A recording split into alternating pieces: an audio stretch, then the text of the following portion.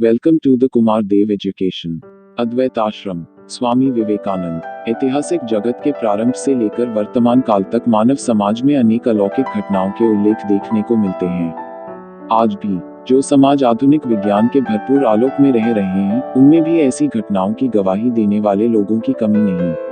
पर हाँ, ऐसे प्रमाणों में अधिकांश विश्वास योग्य नहीं, क्योंकि जिन व्यक्तियों से ऐसे प्रमाण मिलते हैं उनमें से बहुतेरे अज्ञानी हैं, अंधविश्वासी हैं अथवा धूर्त हैं। बहुधा यह भी देखा जाता है कि लोग जिन घटनाओं को अलौकिक कहते हैं, वे वास्तव में नकल हैं।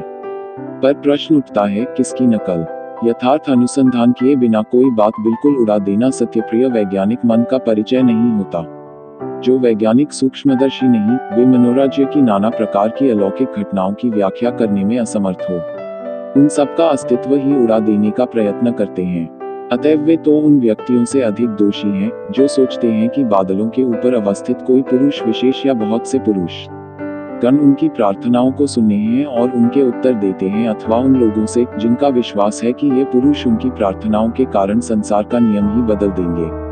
क्योंकि इन बाद के व्यक्तियों के संबंध में यह दुहाई दी जा सकती है कि वे अज्ञानी हैं, अथवा कम से कम यह कि उनकी शिक्षा प्रणाली दूषित रही है, जिसने उन्हें ऐसे अप्राकृतिक पुरुषों का सहारा लेने की सीख दी और जो निर्भरता अब उनके अवनत स्वभाव का एक अंग ही बन गई है।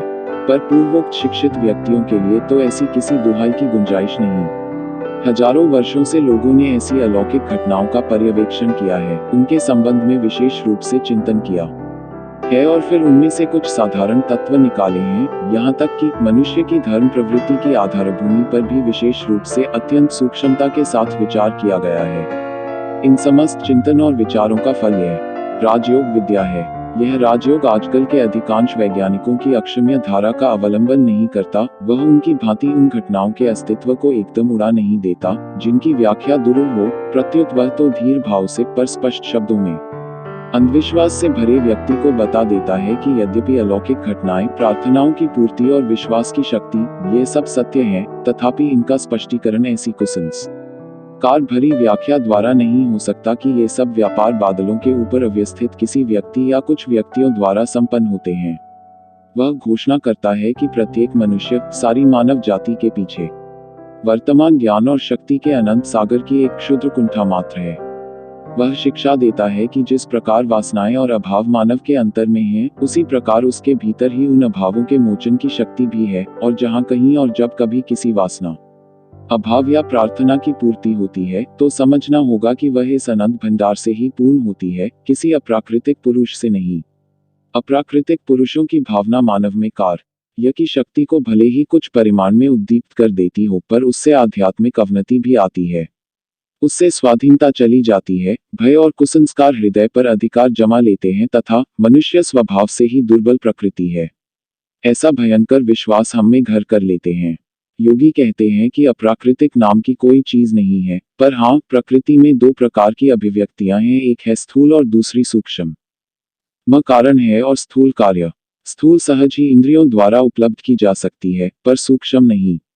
राजयोग के अभ्यास से सूक्ष्मतर अनुभूति अर्जित होती है।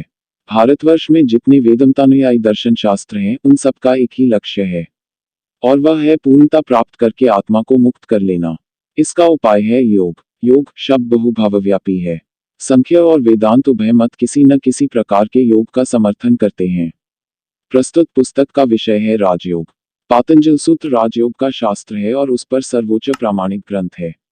अन्यान्य दार्शनिकों का किसी किसी दार्शनिक विषय में पतंजलि से मतभेद होने पर भी वे सभी निश्चित रूप से उनकी साधना प्रणाली का अनुमोदन करते हैं।